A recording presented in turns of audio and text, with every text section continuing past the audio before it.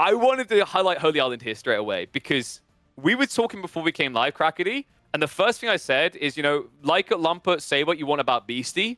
What he's proven in the last 2 tournaments is that he can dance the water death with the absolute best in this game. Yeah, I agree. I think Beasty, he just recently, even during the Master of Realm tournament, I want to say he really went out and improved his already very impressive water to be on the level of the Spanish Bros, which, to be fair, is the highest level that we can put on water maps. Yeah, I know sometimes the Marine Lord likes to argue with that, Dabston, but that's not to discredit him. He's definitely very talented, but it definitely feels like Holy Island in particular has been LucifroN and Vortex's realm for a very long time.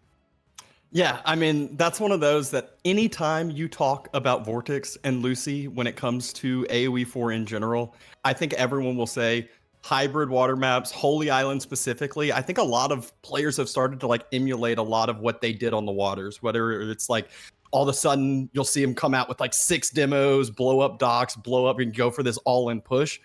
I've seen Beasty do that a few times now, where before it was only Lucy and Vortex doing it. Yeah, it feels like everyone's trying to catch on, but the thing that's unbridled, I think, is the way they land aggro at the same time simultaneously. But, run me through this draft a little bit, Crackety. We haven't got mirrors like we did last time around in terms of picks or bans. Are you seeing anything that leans you to one player over the other when it comes to the Civ matchups? Yeah, speaking of the very first one, we got Gorge with Byzantines versus the Delhi here. And I gotta say, Delhi is very, very good in this matchup, I feel like, because Byzantines, they want to go for that, slow massing up of the units and then go to Castle Age, circuit out. Delhi, they can just circuit out straight up in Feudal Age. They produce so many units, and if we get to the point where LucifroN is able to get Sacred Sites in early in the game, and utilize the market for more rampant unit production, that is going to be very difficult for the Byzantines to hold. And I think it fits their styles, right? Like going into this, Dabson, I was saying that we know LucifroN's more of the raiding type player, Beasty, the stoic defender. And it feels like from what Crackley's saying that's exactly the type of roles we can expect out of the Delhi and the Byzantines in this one. Yeah, I mean, suiting your play style, you can kind of see it with a lot of the Civ picks. It's actually some of these that LucifroN has on his side surprises me, because some of them are more of the macro boomier Civs that he has chosen comparative to his typical timing all-in ones. But he did get a Ubits. We all know that is one of the ones that is talked about near and dear quite the most.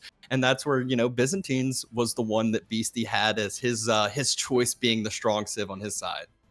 I mean, he had to pick it first, and then he had to use it first, because Beasty has been basically on a podium here yelling that Byzantines are OP for a long time. So, when everyone else fails in the tournament to show it, when you consider that they're sitting at, a 50% win rate, of course, Beasty himself has to come in to educate. We're ready to open this up, though. Elimination series here. Remember, one of these players falls here and now. They will not make it through to a LAN showdown with Marine Lord. Who will keep their dream alive? Will it be LucifroN or Beasty? Let's find out. And find out we will. Jumping into game number 1. LucifroN, the color red, with the Delhi Sultanate. We're here on Gorge, and facing him is going to be Beasty with the Byzantines, the OP civilization. And he's spawning with forward berries. Once again, we're getting kind of like a theme here with the Byzantines today. Pick Byzantines, you get forward berries. It's always the games that, if I feel like it's always that way. You'll pick Rus, where it doesn't really matter as much where your, resources are, because you have the Kremlin, and it's you'll get the perfect god spawn and where you didn't even need to do it. And then you'll have the Civ that you need. It's all about where your gold spawns, and it's and front and forward. But yeah, we saw in the earlier game, the Tower Rush didn't come through onto the Byzantines. There wasn't any punishment there. So it didn't really matter too much in that one. So let's see what will happen in this one, though. Yeah, that's going to be the question here. And I think a lot of it is going to hinge on that Sacred Side play, if LucifroN's actually able to get those under control. Looking at the scouting right now, LucifroN, he's on the same lane as Beasty. I typically put this map into the 2 different lanes at the top side and the bottom side. Right now, LucifroN's not in a good spot here when it comes to the scouting. Yeah, this is one where I will say they've made a lot of updates to Gorge. I remember when this map first came into the map pool, it was easily the map that was complaining the most about sheep. A lot of times you'd come out and you'd be like, I have 3 sheep. I lost the game. And your opponent would be sitting on 20, 25. This one, Yeah, you could still see it here though. Beasty not only has more, it looks like he's got LucifroN Scout cut off too to get the whole majority other side of the map. Yeah, definitely. And BC has to feel good about this. The question is, does he still have enough sheep under his TC? He did open up with an early farm, so that gives him a little bit of a buffer here. But this is like one of the main benefits that Delhi has over other civilizations, or in general the berry civilizations have, is that they don't need to return immediately to their main base in order to drop off the sheep. But A-Job is coming in, so now a lot of villagers are getting pulled off, so should definitely have enough sheep to last him the time there to get the A-Job in. Dome of the Faith action. That was an immediate shock to me. Seems like a tower. I feel like Tower Victory has been the meta for a while now and kind of always the go-to choice. But Dome of the Faith, I guess, works in some situations, some game plans here. I guess this makes a lot of sense if he really wants to, like, if you really gotta make sure that he's getting control over the sacred site. So I don't dislike this play, actually. All right. Well, circling on around now, it's not really as bad of a sheep differential as you would expect, but it's one that, you know, over the course of the game, it will have a little bit of impact. Beasty mainly focusing on the Grand Winery, on those berries, getting those olive groves anyways. Yeah. And granted, like, Delhi doesn't need the sheep that much. They're just gonna be focused on the berries. Granted, the second berry spot here for LucifroN is very far towards the middle of the map. And what an outpost here, not just protecting the berries, but also the gold for Beasty. Yeah, I mean, this is one where, just like on the earlier games with Byzantines, the gold and the berries right next to each other, it can cause an easy pressure point for your opponent, but it also is an easy place to defend on up. And once you've secured it, it's nice and solid. We all know with Byzantines, those outposts, if we don't see an Aerosolus early, it can get a solid Mangonel emplacement on down the road. True, and I like that LucifroN, he's not investing into that second scholar from his already existing mosque. He waited for the age up and is now going for the second scholar from his Dome of Faith, where he is getting that nice little discount in. Yeah, the question is, I'm wondering how many scholars LucifroN ends up stopping at, if any, or building up to. You know, we can see 2 in queue, it looks like right now. But, you know, is there a number that you'd like to see him hit before kind of canceling it? Or is this one that you just it's going to be 3. He's going to stop at 3 for now. He's not on gold anymore. Okay. I remember the olden days of you mass as many scholars as you possibly can, and you just get to out heal everything. Back in the glory days of the Delhi Sultanate. Yeah, with the Dome of the Faith, you just have it active nonstop. No idle time there. It's like a TC. Exactly. That was a fun meta for a while.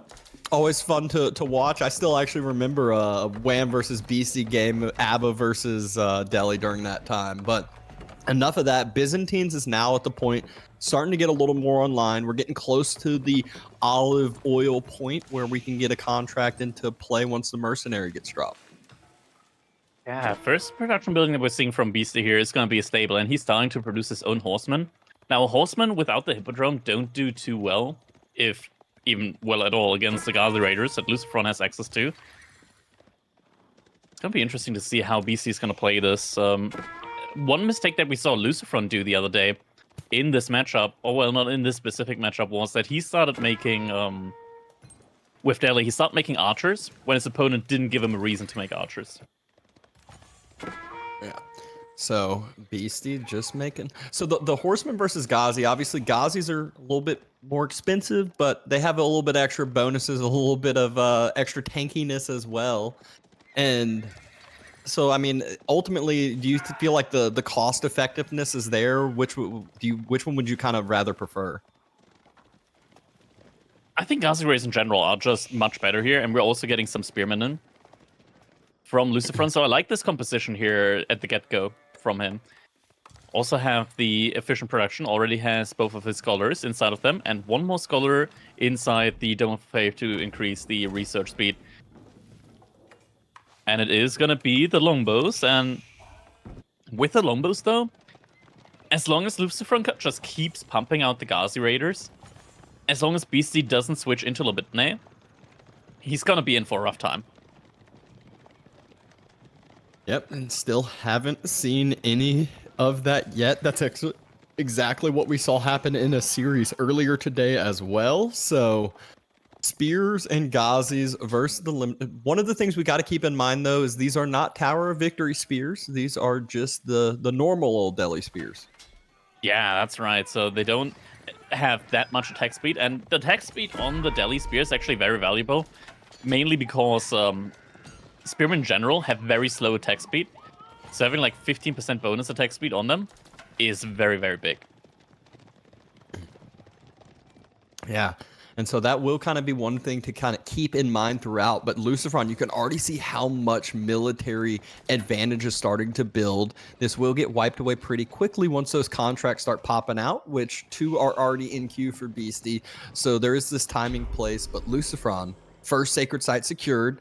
He's going to move on to the middle one as well. And my question is going to be is when do the little walls come into play? Because what a lot of times on this map, you'll just see a quick wall get built throughout the middle from those 9 spears, and then all of a sudden it makes it super hard for Beasty to start moving around and about throughout the map. For now, just having units is probably going to be the most important thing here for these players.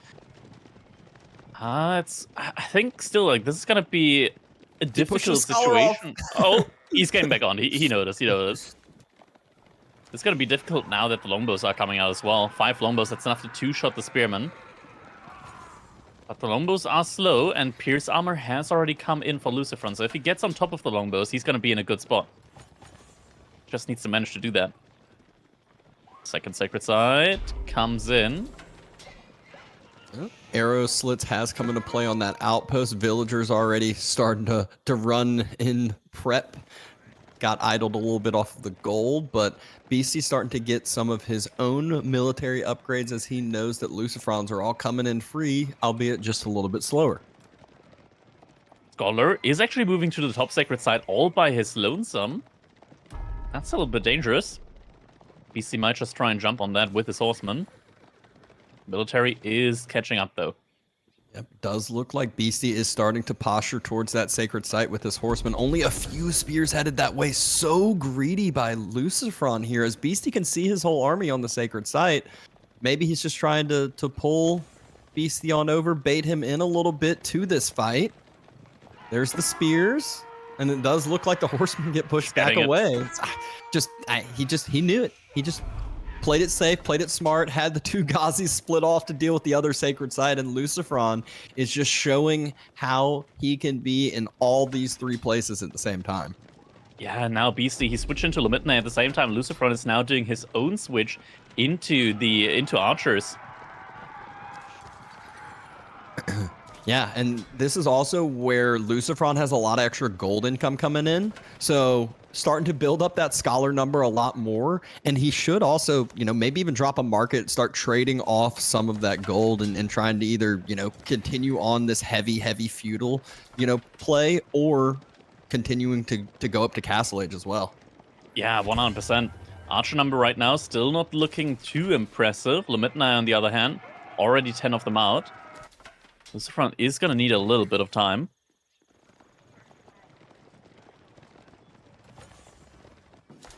Yep, archers will start building up quick. I just still feel like the Tower of Victory is just going to be such a drawback not to have right now, especially in the way that this game's starting to progress to, it feels. Yeah, it's certainly annoying right now that you don't have that, so your outposts aren't actually as strong as they could be.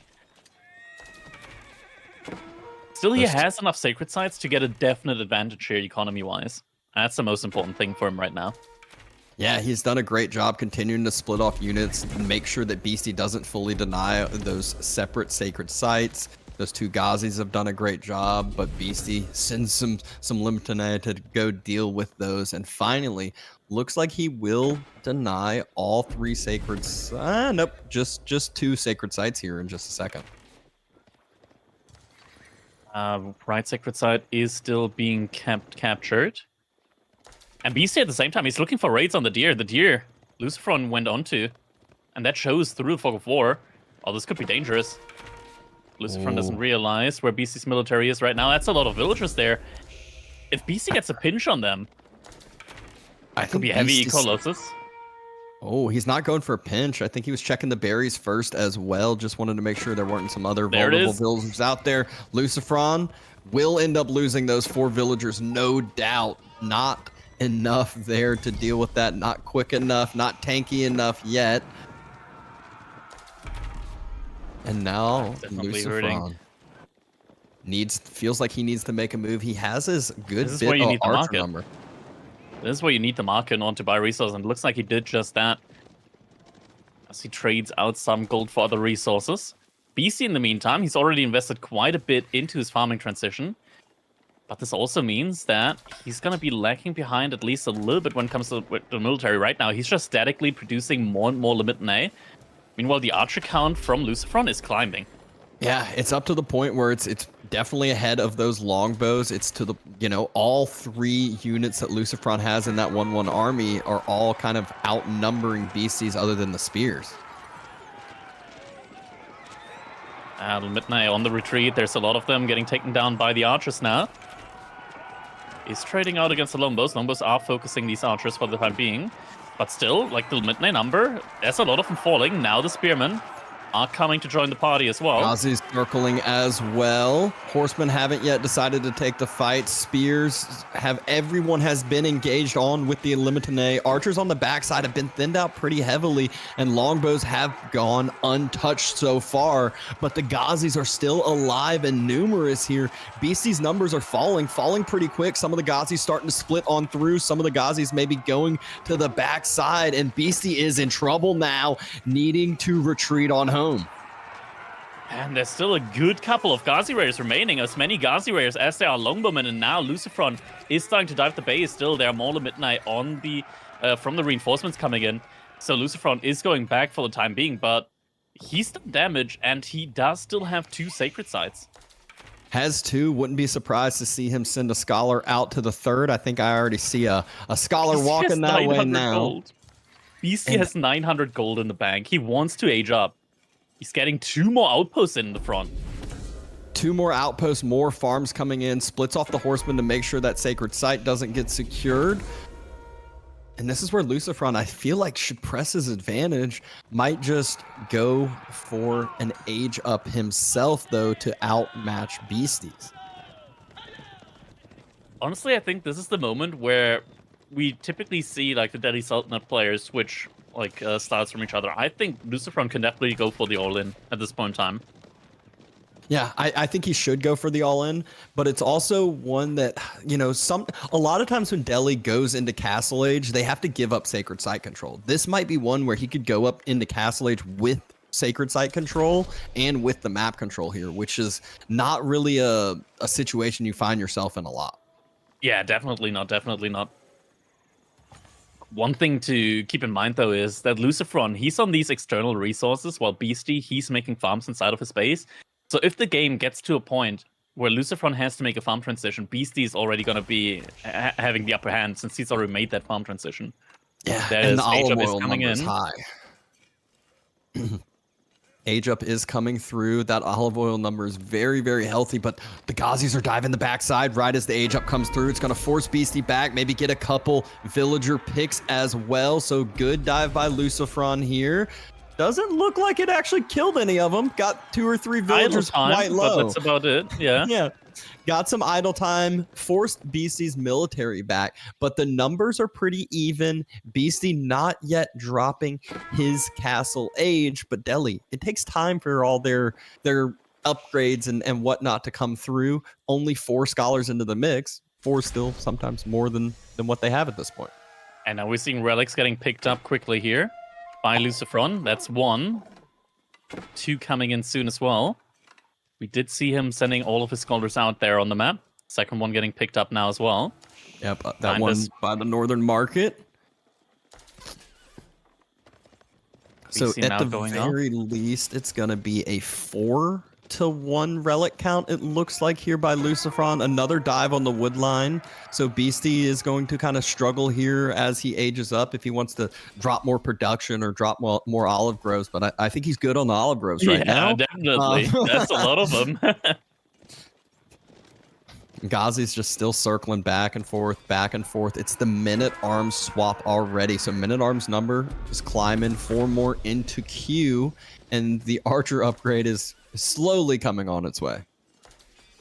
Yeah, it takes a hot minute, right? All the scholars out right now getting the relics, all inside of the production buildings. So archer upgrade, it's going to take a while. More upgrades coming in now as well. The eco upgrades are getting queued. Village Fortress, most importantly here as well. Oh, that did take a little bit longer than I expected here, just now getting queued on up. But all 3 sacred sites have been secured for this time. So there is quite a bit of an extra gold trickle that LucifroN has. And it's not only the 3 sacred sites, it's also what we just heard, the first relic dropped on in, about to be the second relic dropped on in, and should be a few more to follow. You see sending a couple of Luminite around, but there is an outpost here as well as some spearmen to defend. Grant, the spearmen, they're actually relatively weak health. Veterancy comes in Just on jump in the Beasty's Luminite as well.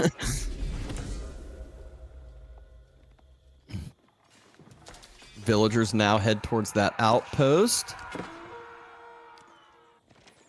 And Longbows now starting to step forward. A lot of armored units there from LucifroN, though, and there's not really things to deal with armored units there right now for Beasty. Yeah, it's going to take him a while. Issue still is that the archer upgrade for LucifroN is still taking quite a long time.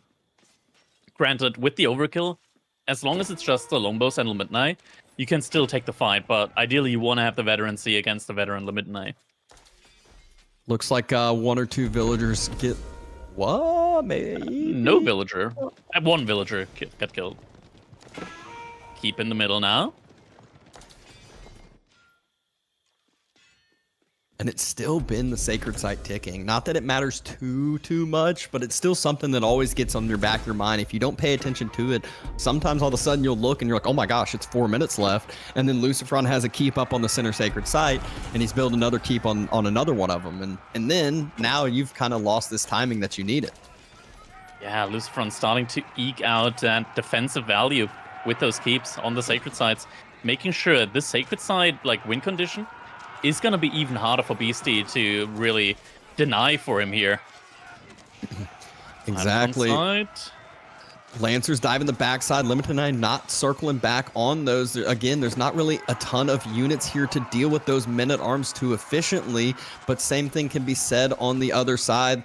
Lancers just dive towards the villagers on the olive groves. This isn't a good trade for LucifroN, not at all. He still didn't have the veterancy upgrade on his archers. That was just premature in order to try and make sure that the keep goes up. But I think he could have gotten the keep up without taking that fight there. I kind of agree. I feel like he should have just played a little bit more defensively instead of stepping forward to it. And this is the point where sometimes I find that Delhi starts lagging because they focus so much on getting their keeps up for Village Fortress and getting more keeps up that all of a sudden they forget about the main goal, which is they love to make more and more military. Usually military is their go-to thing. Yeah, exactly. And them just lacking the military here at the moment is going to be tough. Now we got Outpost with Mangonel emplacements. Fortified as well. At least the economy is going to idle up, courtesy of having those olive groves forward. But doesn't matter too much because Beasty has 2,000 food in the bank. 2,000 food in the bank. LucifroN throwing away these archers, throwing away these men-at-arms just for a ton of idle time. He has a massive army that's about to start knocking on the doorstep. I'm not sure if he has any keeps at home. He has 2 different sets of villagers on stone in prep for it. And GG gets called, realizes he's not going to be able to hold that push. Game number 1 goes over to Beasty. Man, I think we both agree there that we were quite set back by LucifroN going Castle Age. I think just Feudal Age all in at that point in time would have been the way to go there. Damn. Beasty winning it with the Byzantines here. I'm so impressed by how much food he had there in the end and how he won those fights. Like that was incredible. I'm also confused on how much value the Dome of the Faith actually brought. I feel like it didn't provide any value really. It's like why would you not go Tower of Victory there? Yeah, I mean, Dome of the Faith, it had its moment there, I want to say, but typically we just see the same things work with just the normal mosque and then you go Tower of Victory, right? So didn't really benefit him in any real meaningful way there, I want to say. Yeah, I mean, when you're taking these late or middle game feudal fights with 20, 30 archers, 20 spearmen, that's where 50, is it 15% extra attack speed? It's been changed so many 15 times. to 20%, like Yeah, somewhere around there. Like we don't really exactly know. So that's one where it's just kind of you just go with the flow. yeah. Next up on the menu, it's gonna be Holy Island, and we'll be seeing LucifroN with the Juji's Legacy against a Ruse for Beasty. Ruse, definitely one of the top water civilizations in the game. Usually gets banned, which is why we don't see him too often here. Juji, though, they're the new kid on the block when it comes to those water maps.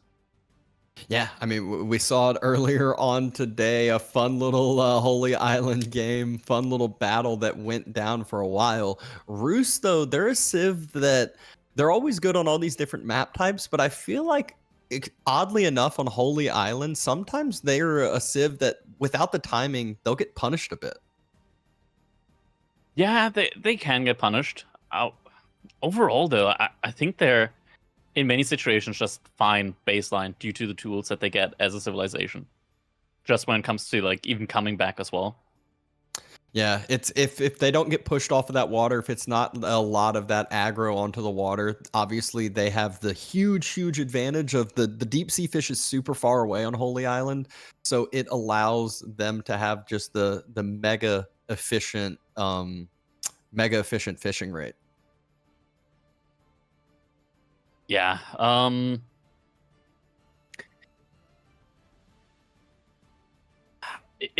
looking at this right now. I'm just thinking that it's still like Ruse, typically they really like to go for that really early feudal age with a fishing ship. Like Ruse is one of the civilizations that can get a disgustingly good timing for the feudal age on water maps, like 4 minutes, pretty much no difference to the age up on like normal land maps. Juji, though, they can also really rush it up. Yeah, I mean, it's always kind of this interesting thing that comes into play with Holy Island, and that is one, though, we talked about it before the series started. LucifroN, this is kind of his go-to map, one of his home maps for him and Vortex, always one of the ones that is the strongest thing out there, so makes it very difficult there for even kind of giving a favor to one of the civilizations just because of They're who both you're really playing strong against. there. Yeah, they're both really strong. We'll have to see exactly how this is getting played out. Both LucifroN and Beasty we talked about earlier. On water, these two are absolute titans here facing off against each other. And with two civilizations where we want to say like Ruse is like the old school OP civilization in water, and Juji is the new kid on the block that's recently gotten the cool light up sketchers and is showing them off in the schoolyard. And people are looking at the sketchers and they're like, oh damn, those things light up. Yeah, exactly. But only a few more seconds here until this game number 2. I would say game number 1 did not disappoint. It was a wild one. There was a lot of action, a little bit of some questionable decisions that we say, but don't take my word for it. Let's just see what game number 2 has in store for us for one of I would say the favorite hybrid maps out there to end up watching. All right, looking at the countdown, just gonna be a couple of seconds. And for us to dive into a game number 2, can LucifroN equalize the set now on a map that's typically favored the Spanish brothers? Or can Beasty prove his recent just overall improvement on the water maps? We'll see in just a couple of seconds. Yeah, Surely. It's going to be all about, Holy Island with Zushi, actually any map with them, it's all about the meditation gardens. There's some really, really sick ones. We saw some good opportunities earlier. If the sides had been swapped, I think we would have had a much, much better meditation gardens. So once we get on into there, we'll see if we'll get any sort of these crazy ones or some of these just kind of more generic, normal ones where you just get about three resource nodes in there or so. Yeah, when you get like 150 to 200 resource per minute, that's when it usually just really, really feels good. And there we go. Game number 2 coming in right now. Yep, we can see the villagers walking out. LucifroN is in the color red on the southern side. Beasty in the color yellow on the northwestern side. And now we will see about where the docks get placed and also see where that meditation gardens might want to be spawned in it. There's a very interesting one a little bit forward. We see double stone berries and potentially another berry spot in range next to the sacred side. Yeah, and then there's also the one next to the deer. I think you could get the double gold stone and even this one's maybe it. some. Oh yeah, Or is that's. it? Oh, I think you can get the golden too. I think maybe you can get triple stone I don't if you know put about it next to the. Maybe if you put it next to the berries, but that's where the boar is, so gotta be careful. But yeah, right around there, those could be some very good spots. The thing is, the right berry spot is a large berry spot, so you're getting 8 instead of just 6 berry patches, which means you also get more food. Mm-hmm. Yeah, But it's also very close to the water, so maybe like fishing ships could also. This was the other spot I was thinking about because you can also, I think, get berries, double gold, the wood line, and some stone. But we'll see what LucifroN ends up deciding after scouting out and about. First things first, it's all about. Well, it's going to be hard to place it there with the deer now. Yeah, so. yeah. So forget that one. All right. Beasty on the next deer pack over on his side. So no 80 Bunty here. No 80. He's at least going to be... Well, yeah, he already killed the first one, so it'll be at 140 over here now. Which on this map, you don't expect to get anything too crazy ever. You're just kind of happy getting your packs, making sure your initial one of them doesn't get stolen. Exactly. Beasty doesn't look like he's gonna go for the really quick feudal age timing with the fishing ship here. With the like fishing ship transformation into archer ship here. Has a lot of villagers on wood. Typically, if you go for that, you never put more than 5 villagers on wood, and we do see the early lumber camp coming in as well. Yeah, that's the telltale sign for me is you're 100% not dropping lumber camp if you're going for that early age up. You just kind of grab straggler trees until you know, pull all off of the wood line and go on to everyone onto food there. But fishing boats are now out and about. You can kind of see the resources in the bank starting to accrue up. So we will get the feudal age in the next minute or so. Ecos counts will essentially be dead even, pretty close to even. Obviously, Roos's fishing boats are a little bit more efficient there, even though the numbers they count as double, but even still, they're, I would say, even more efficient on this map compared to others. Yeah, especially because like there tends to be big distances towards the deep sea fish, so having that instant drop off technology for the ships just means that you're getting a lot more food overall per minute. LucifroN looks like he was moving out with that villager, maybe trying to get a second dock on down. And that's exactly what it is. Kremlin being placed, solid, safe location, gold, stone, but also his backside of the wood line. No villagers moving out yet from LucifroN. If he wants to go for the fast spot with the meditation garden, better move him out sooner rather than later. And it looks like he is moving to the spot where he just, well... Killed the deer? Deer, yeah. Oh, no. Oh, no. What? That's not a good one. I want my money back if I put that one up. Doesn't even get all the berries in. Yeah, it doesn't get the... I mean, I feel like I would have rather had the bottom stone and gold over the berries here. I agree. Yeah, that one definitely doesn't feel too good. Man, that's disappointing.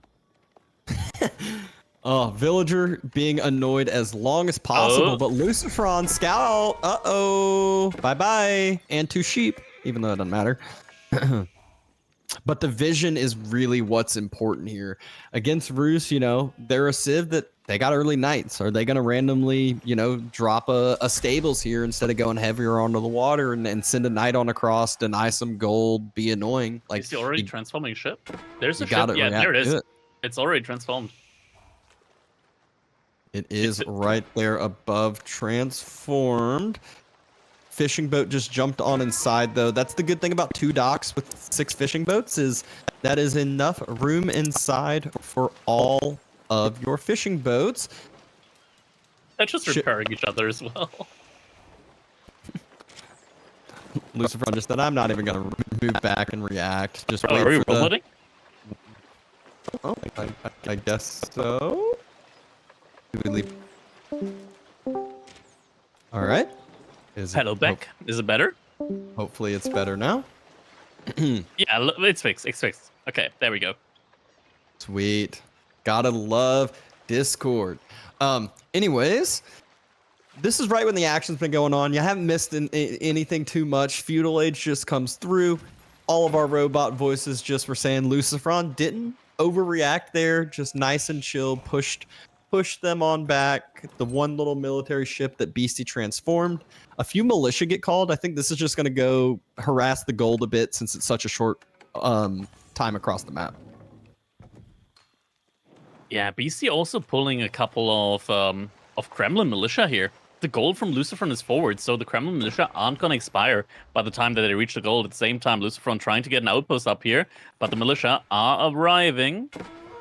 Couple more villagers going to help build that outpost. Scouts being annoying there, and the villagers actually fall back. It's in TC range, though, so they should be able to get it up. Militia, though, they can be thrown away. You might as well take the dive here. Yeah. Idle as much as you can. LucifroN, he's playing the dance back and forth. Militia, they're still there. They're still annoying. Villagers jump inside the TC. It splits focus fire and of course hits 2 different ones, but now militia have died, villagers able to resecure the gold, and he sends a few more out onto the gold as well to make up for that idle time that he was having. Getting a barracks now, so barracks could mean that there might be some early paddle scouts from LucifroN. Issue with that is that the Kremlin spot for BC is just really, really good. No, instead actually we're getting some spearmen. I think this is the lack of scout that he has. He doesn't have the scout, so he doesn't know if a knight's going to come across. If a knight comes across right now, he's as good as gone. It feels like he's going to be idled out that much longer. So send a few, at least have a few spears. You can throw them in the outpost if you want, or at least kind of be a little bit of that defensive point. For now, players just massing up those military ships. LucifroN with a lot of villagers on gold. Seems to me like he wants to do the usual mass demo ship spam. BC also has a lot of villagers on gold, though. The one militia gets sniped on out pretty quickly from the outpost in TC. And again, LucifroN doesn't overreact there. Just leaves the IO taking a little bit of damage. Sends a few villagers in for idle time. And is ready and waiting, posturing in the middle of that water. And wants to close the gap. Wants to hit some of Beasty's water. Yeah, BC right now just annoying with the scout. LucifroN poking a little bit forward. Good dodge by the demo, making the galley, making the archer ship step up a little bit further. Fishing boat gets focused down super quickly by the ships from LucifroN, and demos still haven't taken too much damage other than sprinkled ships, which they are happy to take that fire. And a good trade by LucifroN. Yeah, these ships easily healed back up again, and Scout from Beasty has been killed by the Spearman. At the same time, good micro from LucifroN, able to pick that off while being aggressive on water. Yeah, and this just again is why LucifroN has talked about being one of the strongest on water. You can see it with the micro he's had done so far, and it is the mass demo play. He's got 5 demos. There aren't too many galleys on the other side. Demo of BC's. Oh my God, demos from LucifroN connect onto a few of the sprinkled ships. A couple more get low, and the last couple, BC just lost all his water. All the fishing ships went down as well in the blink of an eye. And it's looking grim for Beasty here on water. Another demo. Unbelievable job by LucifroN. The micro, the splits, everything he does. A couple more demos still into play here. He's still making the trades. And it's all on BC side. Look at the eco differential. It is 47 to 36 now. Yeah, it's just 4 fishing ships that went down, but it's so much eco. The food for Beasty is about to drop so much. He's at 315 food per minute. LucifroN sitting at 500 to 600. It kind of varies pretty quickly depending on fishing boat drop-offs. But now Beasty's is falling even more. It's at 200 food per minute. Yeah, so if he was thinking about a castle age behind this, it's going to be difficult for Beasty to pull that off.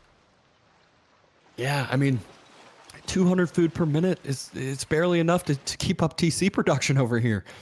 Much less make a bunch of, you know, ships out that cost some good old food. Spearman not able to find anywhere to do damage. Oh, nice wall comes into play. But look at what LucifroN has out on the field. It's 6 more demos, 3 more in queue. He's ready for another round. BC, he keeps a couple of his own demolition ships in reserve. Militia have been called, 2 stacks, so 4 of them. Trying to do some damage there, not really finding it. Outpost does prevent most of that damage from coming in. Oh, archer ship. LucifroN really needs to keep that one alive with the looming threat of the demos there from Beasty. Oh, a couple of the demos get sniped out. Not as good of a split here this time by LucifroN. A lot of the demos were grouped on up. That militia dies right at the end, right as villagers got quite low. Lucy's ready and waiting, though. He wants to just take out the rest of the water from Beasty. Oh, and there we go. Demos versus demos.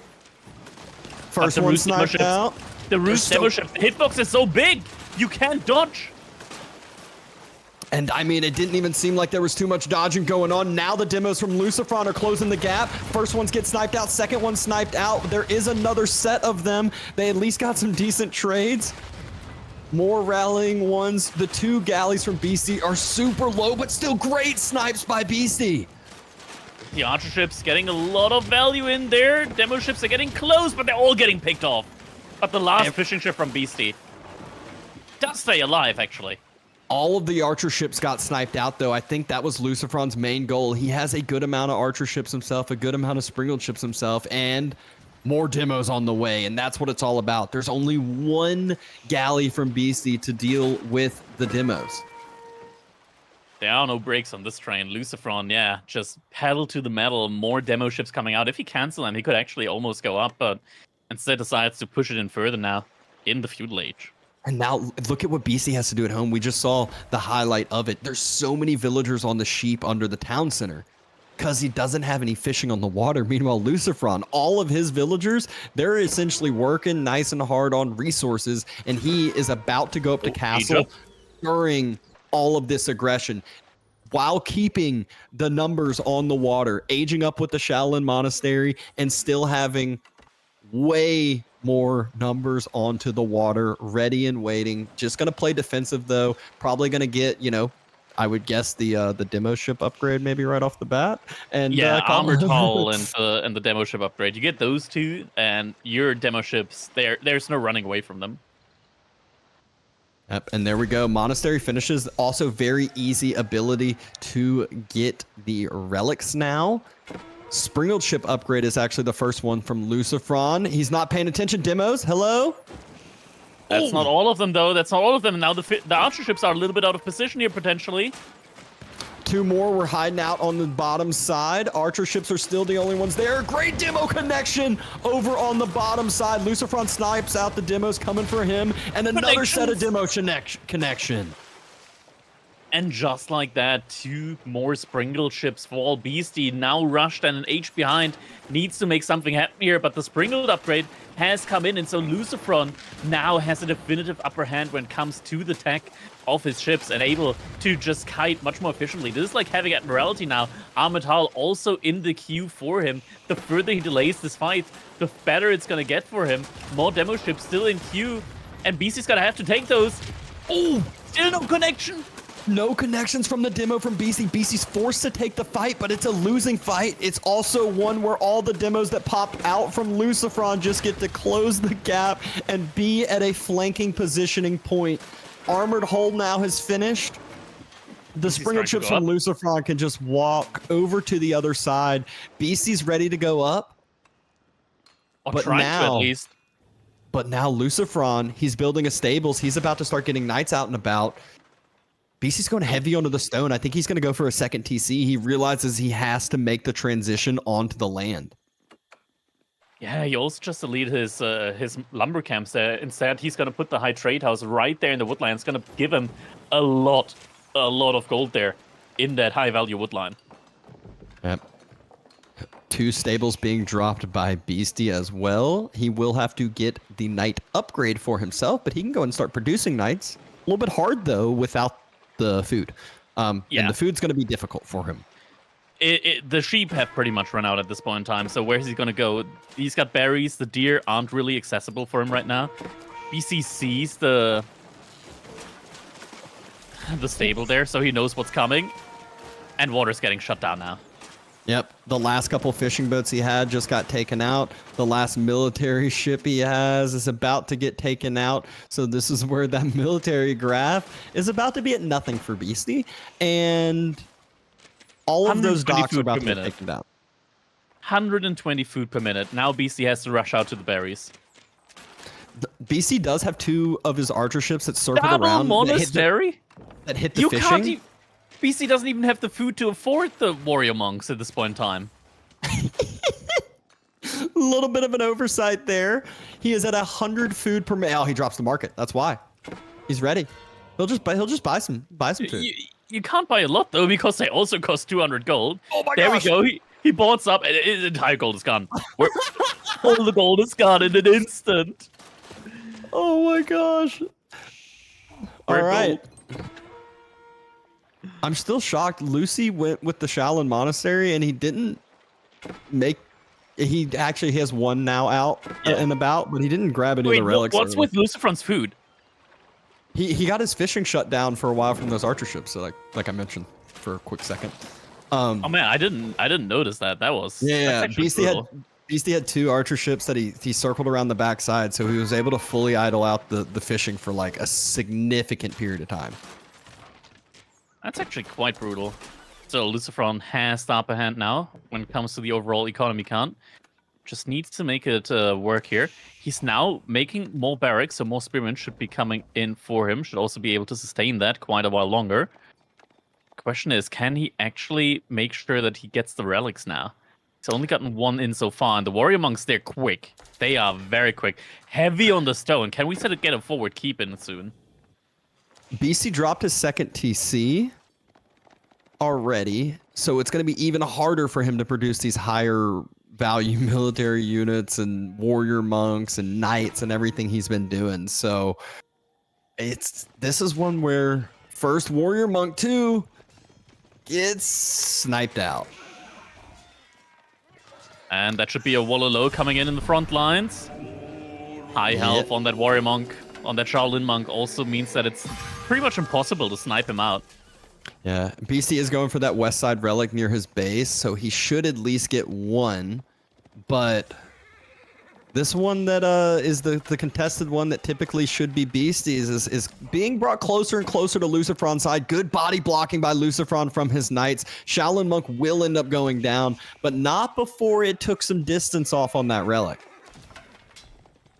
And those Kremlin militia still do a lot of bonus damage to the cavalry. Quite quick as well. LucifroN sent a single villager out there, so does have that under control. Warrior monk, it looks like BC's getting that relic. Yeah, he will. LucifroN's way heavier onto the stone than was expecting. He's walled off his side. It doesn't look like there's any gaps. And a 3rd TC from BC trying to secure the next set of food. He's like, this is like what he used to do with the keep.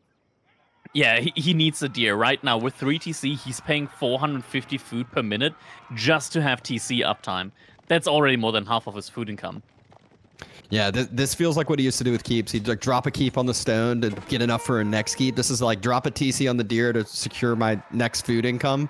But it limits himself. He will need a farm transition. He will need a lot of food income here, and it's going to take time. Time indeed. LucifroN's food income doesn't look too rosy yet as well. He's finally getting some of the eco upgrades on water as well. Knights being annoying. 3 knights. 3 knights are able to take down a villager, take down an imperial official, but now there is a spearman mass coming as well. LucifroN though, he's got plenty of military. It's just all out on the water, so that's one of the difficulties for himself. Just now starting to make more of that land transition that's needed. That's have over 1,000 stone in the bank. Heavy on gold at the moment. Way too heavy. Yeah, and those knights have done such a good job of just continuing to outrun the spears, charging on a villager, getting a pick, and then on to the next thing. Just keep running, keep circling, and idling and stalling. And now Beasty, all of a sudden, 3 TCs starting to boom up his eco. He's starting to drop some more farms behind this, like we were saying that he needs. Knights are being sent to deal with spearman raids, and Beasty's finding a way back in this game, which water is always one, especially on this map, that it feels like you shouldn't be able to come back from. Keep now going up in LucifroN space. Very defensive keep there now. Wow, way less aggressive than what I was thinking. I mean, usually you have the water, you got the extra food income, and now it's on your opponent to like get this timing. But Beasty's being the aggressor. Beasty's the one using this timing. I don't think we have any trade right now going on for LucifroN on water. Has the resource for it. He definitely has the gold for it. He's got 2,000 gold sitting in the bank, just not a ton of food, but he does have 2,000 food per minute coming in. He's just dealing with everything on that front side. Keep, though, turns out to be in a much better positioning than what we were thinking, as that's exactly where Beasty was starting to push forward with his army. Fight being taken. IOs? Oh my god, what are they doing? IOs? Oh god. Okay. Yeah. Okay. Interesting. Interesting indeed. Warrior Monk, they're healing, not giving there we go. Okay, there's that Saint's Blessing buff. Still a few spears on the backside being dealt with. LucifroN just has not been able to stabilize this push yet. Yeah, and the thing is, he's focusing the spearmen here at the moment at the front line. They're quite tanky with the Saint's Blessing, and what he really needs to kill is those crossbows. That's the most important part. It's more and more palace guards. I'm not sure. He has started the water trade, but that looks to be from the close market, which that was five gold and 5 wood. So that will take a lot of time to pay off. More archer ranges coming in. More archers, more crossbows coming in now. Beasty. This mass of crossbows is getting dangerous, but we do have the trade coming in now. And with this much income now, both on wood and on gold, LucifroN needs to get some Nest of Beasts out. Yeah, he does have 21 palace guards. They're just not as strong as those men-at-arms, so instead he just runs past them, goes right to the crossbow mass. That's what you said he needed to focus on, and that's exactly what LucifroN focuses on. Make sure the crossbow starts stepping back. That also means the front line, all his reinforcements can take down the rams, can take down those other units that are left alone without their damage. Exactly, yeah. Not having those crossbows there means that you can easily deal with the spearmen, means that you can easily deal with that ram inside of your base. And LucifroN, he's at 127 economy. He needs to start finding some raids on Beasty's economy. Beasty, he's now in his farm transition. This is the timing where LucifroN needs to make something happen. Yeah, I mean, LucifroN's at the point, too, where I think he can delete a few of his Springald ships, potentially. Just make sure he has max population onto the land now, as that is what this battle is going to be about. Oh, a little bit of some food idle time. Beasty getting some stone now as well. Probably wants to drop a keep forward there, as he is trying to secure that boar. And maybe even the berry step forward. He's relying on those natural resources at the moment quite heavily. The water trade, though. This is the point, though, that LucifroN can get everything he needs just from the water. So everything on land is just a bonus. Beasty's dropping triple ram. He's ready to, I guess, try to all in this. And LucifroN's making his own crossbow transition. So timing is key here. And like we said, LucifroN's hitting max pop. He's got to delete some either eco or delete some military ships and create some space for himself here. Yeah, 145 eco. When you're getting pushed in, he has enough buildings 145, to 154. Okay, there's quickly. the Yeah, it's still going up though. it's a lot. It is a lot of economy at this point in time. A He bunch might of need to delete rams some of there the by ships that he has. Beasty. He deleted a few, just not enough. He needs to delete more. Rams starting to take down some of the houses on the front side. Surely TC LucifroN helping has some just- spares when it comes to the houses. So it doesn't mind Crossbow losing number, one. though, has gotten up so fast for LucifroN. It's already at 20. It's continuing to climb, and he is playing that defender's advantage. So everything he's taken down, it's that much harder for Beasty to start reinforcing. Villagers were starting to push forward a little bit. May not going for a keep. I don't know what they're going for. Doesn't have the stone for it. Not sure what he's going for. Moving on over to heal up that outpost, but the push from Beasty does get nullified, and Beasty has to fall back. Yeah, but LucifroN, he still needs to make something happen. The economy on water, it's just not as good long-term as the economy from Beasty here on land. Beasty is also getting more and more bounty due to having that hunting cabin, that high trade house inside of his wood line. So all the deer do provide him with more food and more bounty. And overall, Beasty's food income, it's just much better than LucifroN's, even though LucifroN has so many fishing ships. But finally, we do see the light at the end of the tunnel. The siege play is coming in, and Beasty is going for a forward keep. A ballsy forward keep. A very forward keep indeed, under tower range, and he moves forward with the villagers first before his army goes. His army's building rams, and the villagers are trying to build a keep. That's not too good, and immediately gets forced back. Loses some of the villagers, loses some of the mass, and now LucifroN knows what Beasty wants to do too. Now the Nest of Beasts are going to be there. Though. Yeah, LucifroN finally managed to delete some of his economy to make room for the Nest of Beasts, first of all. Beasty now tries to distract on one side, wants to probably then push on the other. But with the Nest of Beasts, he's going to find that quite hard to achieve. 42 crossbows are no match. It's a lot, right? Like, he got this much wood and gold now at this point in time. Gotta make use of it. Yeah, he sent a ton of villagers over to that stone on the west side, so I'm sure we're about to start seeing some more keeps get dropped from LucifroN as well. LucifroN's pushing forward in the center with palace guards again. He knows he can start throwing away some of these. Needs to start taking some trades. Needs to start spending some of these resources since he has so much of them. And there's the keep we were expecting. At the same time, some men-at-arms pushing onto the gold from LucifroN. Not that he cares too much. He's got a lot of trade ships right now coming in. I was about to say that might be a benefit for him losing villagers right now. He's like, all right, sweet. That's making my economy more efficient and being replaced by more units. But Imperial Age is on the way for Beasty.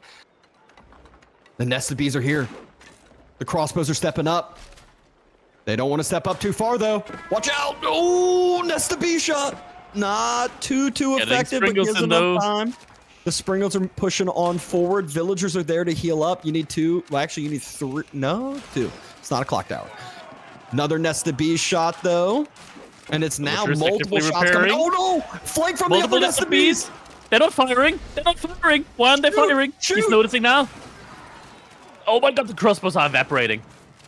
The crossbows are evaporating, but there aren't too many villagers left here building this keep. Will the keep go up in time? It does. He has 6 military left. He's got 4 military left. He went imp and has 4 military now. Oh, and he's going Mars Horseman. He's got income, though. He's got income out the wazoo. LucifroN, he needs to start pushing forward. He needs to start doing damage. This keep's going to deny the next set of gold for Beasty, so he's going to be stuck on Horseman. Oh, that's going to be crucial now, getting that one up. At the same time, LucifroN's starting to push forward here. On the side. Oh, Beasty's dropping his own keep, realizes it was going to be too late. Had to cancel it. Needs to drop it on the other side now. I still think that I think that keeps close enough to deny the gold. For the most part, at least it should be, especially if you get an emplacement on it. Spring emplacement does have bonus range. It's definitely starting to take those villagers down, and he knows it too. He's dropping an outpost too. I'm sure he'll get a cannon in place, and there is Imperial Age for LucifroN as well. The difference is he has 71 military units there to help him out and defend him up and pressure and do things. Beasty's climbing up fast, so he's already back. Oh, okay, there's militia. That's why. Yeah. He's up at 14 horsemen though, and 15 more in the queue. ship. With the ship as support. This isn't going to be that bad of a fight, even though it is crossbows against horsemen. He has enough to one-shot the horseman, and more than that, so he's just kind of taking the trades as best he can. Beasty did not get on to the crossbow mass in time, and it just feels like the resource-wise, it was still a more efficient fight for LucifroN. Taking some trades in the center. Bombard's getting healed back up, but villagers getting taken down as they push forward, and that's not just one Bombard, it's two, and another one probably coming out soon. Keep starting to be dropped. I don't know how many horsemen are there left. Next reinforcement map, none. There's 12, but I don't know where they are. They're not there. Keep gets denied for the time being. LucifroN, he's actually struggling when it comes to the food right now. Like, really, really struggling. The fish, they're dropping off irregularly, but we can tell that, like, overall, Look at the crossbows. Is as great as it should be. That's big. Beasty's on triple TC though, so I feel like at this point though, he like doesn't even care about losing He's got villagers. 140 villas. He's got 140 villas. He is thoroughly not caring at this point. But yeah, LucifroN, he like this isn't working right now, and the issue is that Zhuji does not have hand cannoneers, and Beasty has Streltsy with the ruse. It's going to be very difficult. Like, Zhuji's legacy, legitimately, you need to go Ming Dynasty, Mass Zhuge-Nu, else you have no way of dealing with the things that Beasty has right now.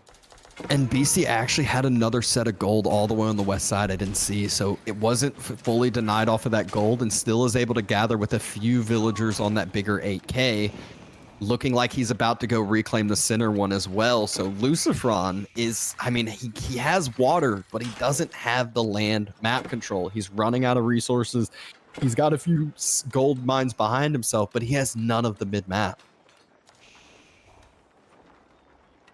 Question is just, what units does he make? Against the Streltsy, you can't just go mass Paddlescots. Mass spears? Question mark? Nah. Beasty's pushing forward with that horseman mass. Just wants to do some raiding, just like with all the other. He's gonna get it as well. Cannons. Hello. I don't know if that's. Oh, there's the spear. Spearman circle, nest of bees surround, and say goodbye to all of the Streltsy. Say goodbye to all the siege as well, though, as the horsemen run around. The horsemen circle, the spears are out of position, and all of those nest of bees, all of the springalds disappear, and Beasty still has his two cannons taking down keeps, taking down infrastructure, and he is the one pushing forward. So LucifroN may have won water, but Beasty says he is wanting to win the game. Yeah, it looks like Beasty is climbing back one in this grind, though LucifroN does, in theory, have infinite gold with the trade that he's got going on, and so the siege loss isn't all that monumental for him for the time being. If we're getting to the point in time where Beasty runs out of gold, though, can we take a quick look at the high trade house and see how much gold has? Okay, he calls it. It's that kind of stage of the game where Beasty just shines like no other in the game. And GG gets cold. LucifroN is having none of it. Yeah, I mean, it just really surprises me there. It's one that he won water, but Beasty had perfect timing. He knew exactly what he needed to do. He pressured Eco, and at the same time, boom behind it, got walls up, and extended the game on out. Yeah, and that's the situation in the end where Beasty just kind of shines and is that kind of like civilization advantage when it comes to that late game. With Ruse, you do have those Streltsy, those really strong hand cannoneers. Meanwhile, Zhu's Legacy, they don't get hand cannoneers, they get grenadiers. But grenadiers don't do as much single target damage and don't have nearly as much range.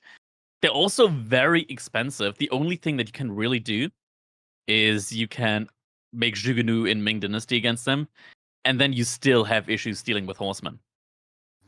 Absolute insanity here. 2-0 already on the board for Beasty. You know, we've got to dissect this a little bit because getting into this, you know, I'm guilty of hyping it up. We were talking about how Beasty's looking very dominant on water. I mean, last time him and LucifroN met, Dabston, Beasty was able to get that insane win on Archipelago, one of the greatest games we've seen on that map.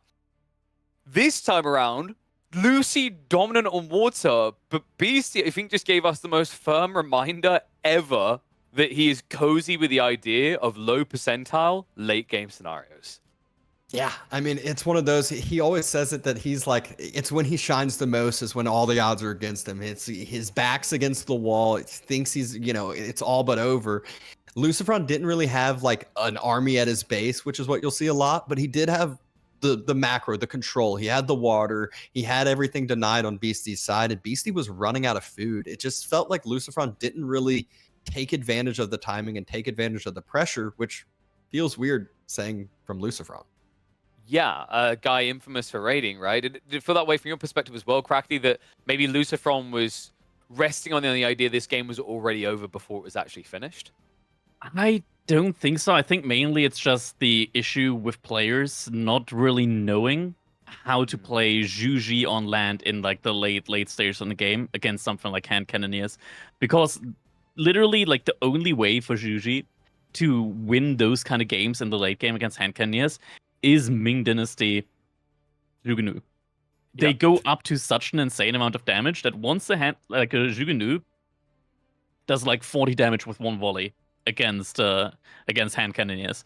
And even against like normal armored units, that's when you can really start still taking like these crazy engagements again, because they benefit from Ming Dynasty gives them plus 10 or 15% attack damage. Then they get the incendiary arrows, all the blacksmith upgrades. Overall, just Zhuji like that in a late game when you have like Palace Guard Meat Shield, you can really afford that as well. Zhuganu food-wise in the late game are really cheap to produce. He had the water trade, so he's getting all the resource for it. But yeah, BC knowing that if the opponent isn't aware of that, and if he gets to a late game, hand cannoneers against no hand cannoneers, one side is clearly favored there. I think that's the thing. Zhuji is a lot of unexplored territory, as the Civ is renowned for its early and mid-game finishes, not so much as late. Another one that comes to mind there is Yuan Raiders, right? Yuan Raiders have insane stats, and if you think about the playstyle that Beasty leans into with the mass horsemen, we know Yuan Raiders are just as good at that, but also much quicker. Yeah, there was a game I was watching actually a couple days ago. I want to say it was either Beasty versus Anatan or maybe another one of the series, and it was Zhuji versus China or Zhuji versus HRE, and it was absolute late game domination from Zhuji, and it was like, wait, I thought that this was the weaker Civ in the late game. I thought this was the Civ that was supposed to struggle, that had this kind of lacking point, and it did not look like it by any means. So again, it might not be, you know, that they're bad late game. It's just a lot of unexplored territory. People don't know exactly what to do in certain matchups and certain timings. Yeah, I feel like the best way I could kind of describe it is like Crackety. It kind of feels like, yes, you got the Palace Guard to roam with China, but I'd say they're more static, right? Hand cannoneers, Nesta Bees, oh my god. Meanwhile, you look at Zhuji, it feels like the intent from the developers was to create a cavalry-based Civ for the late game. It's definitely an option with the Yuan Raiders. I think it's more of a like heavily like Chinese theming stuff. Like you lean more into those kind of unique units, which is why they don't get the hand cannons, which is why they don't get the archers. Instead, it's all these unique units that you unlock straight away. It's a nice idea, but in certain situations, you can feel like the game is kind of screwing with you because you just don't have the tools that other civilizations do get.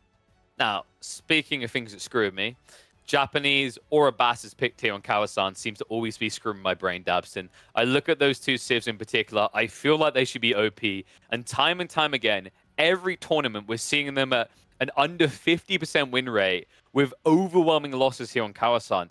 What gives? Why are the Japanese not really delivering the dubs here?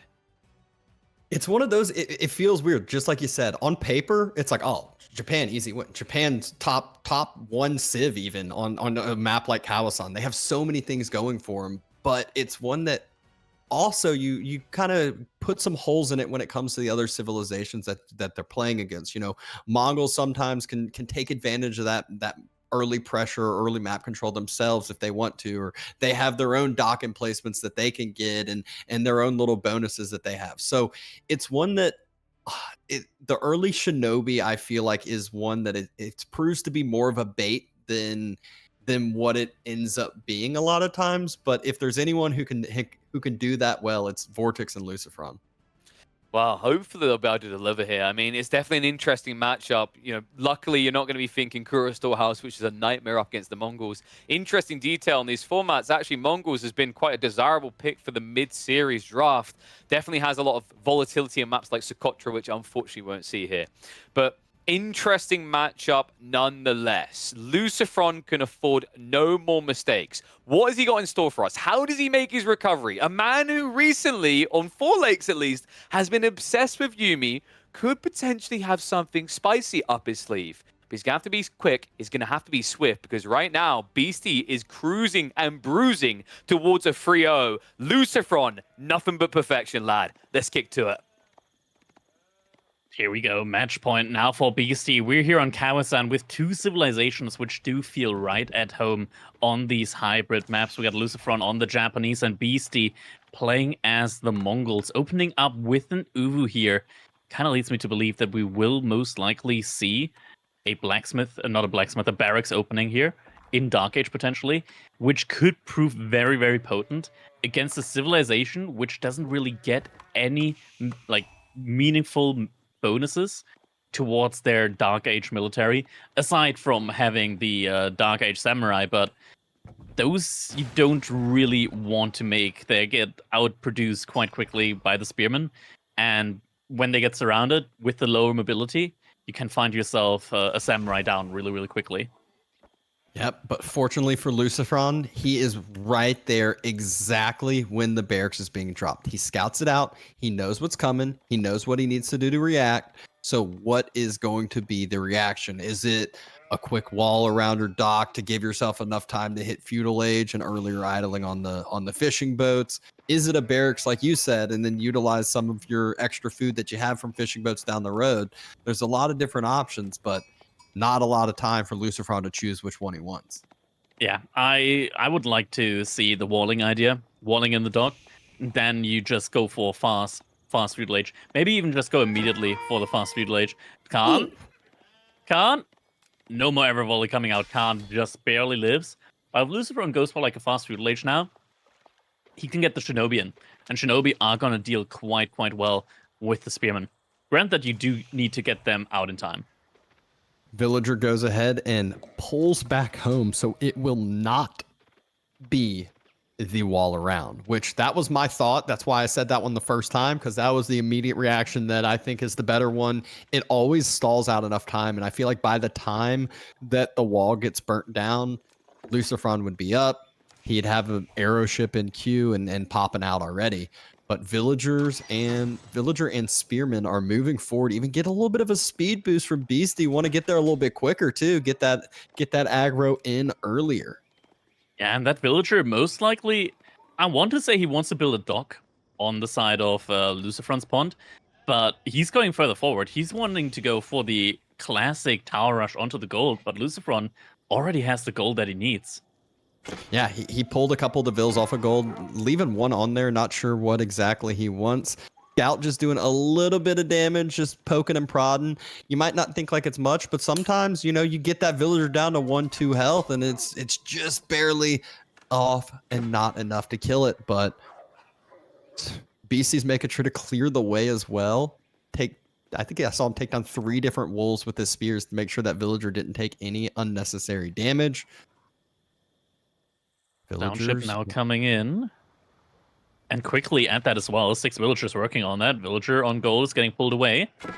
And suddenly this outpost from Beasty doesn't really achieve too much anymore since LucifroN. He still has another gold between his base and his dock. Yeah, not only that, I feel like this is one of those plays too that if LucifroN doesn't want this outpost to go up, he could just pull 6 villagers, make Beasty cancel it real quick, and then finish up his landmark. Yeah. But Now that's Beasty if pulling his LucifroN wants... spearmen onto the dock. 3 spearmen, I think. It's not going to be enough. Yeah, I don't think 3 spearmen can keep up with a shinobi. 4 spearmen maybe. 4 spearmen might kill it, but probably will lose 1 or 2 spearmen there for it. Yep. Dock trying to be burnt down. Not going to be enough torches here to burn this down before an arrow ship could come out or the shinobi on its way. Outpost, though, should be pretty close. Yep, there we go. Almost finished on up. 5th spearman about to arrive. And still no ship in queue yet. There it is, finally. Go. Yeah, should come out before the dock gets burnt down. Beasty might be able to get the bounty off the dock, but I don't think the dock will go down. Shinobi also out now. Can also just pull a villager with the Shinobi to try and get the repair in. Yeah, and it's a good spread by Beasty knowing that the aeroship's going to come out. Just, you know, obviously he doesn't want those spearmen group taking damage on all of them. Shinobi arrives, though, and immediately aeroship pops out and Beasty runs on away. So really, really good quick reaction there. The outpost is poking and prodding at the Coca Township, but that's all it's going to be able to be hitting. Yeah. And behind this, LucifroN still has access to the gold next to the dock, and villager from Beasty is now moving back, is probably going to look for a dock drop on that second pond, just needs to get some form of economy scaling of his own, as now LucifroN is going to be free to scale onto that pond that he's got access to. Now also going for another dock on the other pond. If he gets a nice early fishing ship out there, not fishing ship, archer ship out there, doesn't look like it's going to be in time because Beasty's getting his own dock up as well. Does have the option of emplacements though. But with the position from Beasty's dock, he's not going to be able to instantly reach LucifroN's dock with the emplacement. Yep, Spearman, though, will spot out that villager building the dock. The question is does it get there in time to deny the dock from going up? I think first couple attacks are going to be going in onto it. Villager's going to... Oh, Shinobi's there. Shinobi, just in time. Oh, look at how quickly that Shinobi kills. Yeah, that Shinobi kills it so much quicker than the Spearman kills the villager. It still had me nervous, but whew. It gets to you. It gets to you. 5 spears now inside of this outpost and arrow slits upgraded onto it, just to that much more arrow fire onto the Coca Township. What's the plan now behind this LucifroN? How many villagers did he send over to go? Oh, Khan actually gets a villager pickoff there. But how many villagers does LucifroN have on gold? That kind of is going to tell us the story of what his game plan is going to be here now. I guess it's going to be 4. If it's 4, then that tells me that he wants to fight for the dock. It's 5 with an outpost there as well. With the sabotage. If he just gets the second one out there.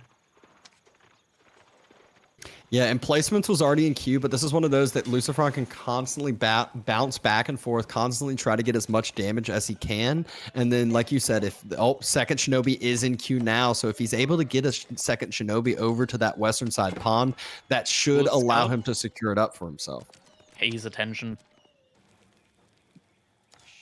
No ship yet from Beasty in queue, and LucifroN, he's eking up quite the economic advantage right now on these ponds. That second Shinobi is out now. I think the western pond shouldn't be able to be secured at all. Shinobi able to kill the spearman and then... Stylish kill.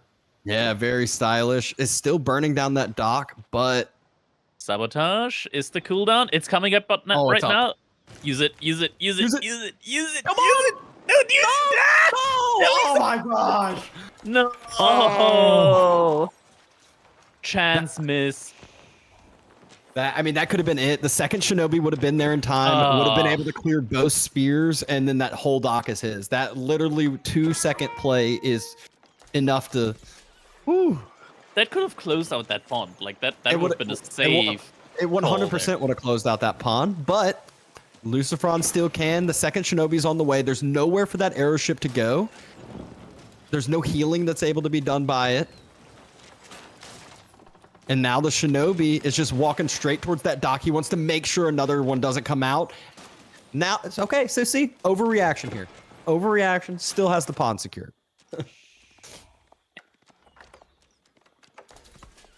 Couple archers though stepping up. Yeah. I think the outpost isn't in range from It's the not. gold vein. Yeah.